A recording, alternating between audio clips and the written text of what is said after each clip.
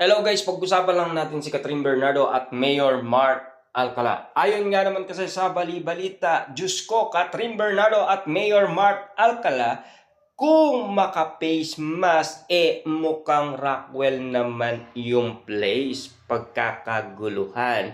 Pero walay ang kiligan moment pagdating kina Catherine Bernardo at Mayor Mark Alcala.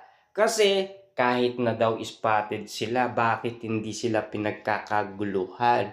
Bakit isang tao lang ang nakaalata umano kina Catherine Bernardo at Mayor Mark Alcala? Pero ganito ang issue naman, ayon sa mga soswerang kapitbahay, baka daw binayaran yung isang taong yon para malaman daw ng publiko na hindi nila nililiim umano ang kanilang relasyon at hindi nila talaga tinatago. Ayon kasi sa mga napapabalitaan natin, kumakahalat umano sa social media na pinag-uusapan, pinagkakaguluhan at pinagpepestaan ng karamihan. Kaya nalaman natin na merong kumakalat umano. Siyempre alam nyo naman siguro, no?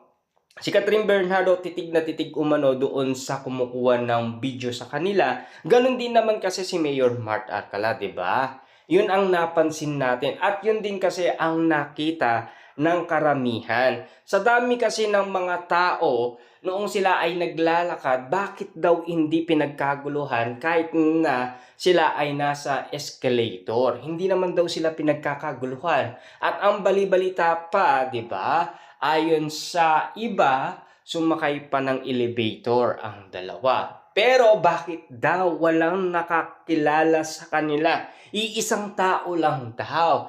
Yun kasi daw ay binayaran para lang spotted daw sila, pag-usapan, pagkaguluhan sa social media at malaman magjowa na daw talaga ang dalawa. Yun kasi ang paglilinaw sa atin ng ibang mga taong nakakita umano ng mga video at larawan ni Catherine Bernardo at Mayor Mark Alcala sa atin. Siyempre, baka nga naman kasi hindi nakilala si Catherine Bernardo. Pero ang iba, 'di ba? Ang sinasabi nila, baka hindi nga naman kasi kagandahan, 'di ba? Parang mas maganda pa yata yung hindi celebrity, 'di ba? Baka yun pwede pa daw pagkaguluhan.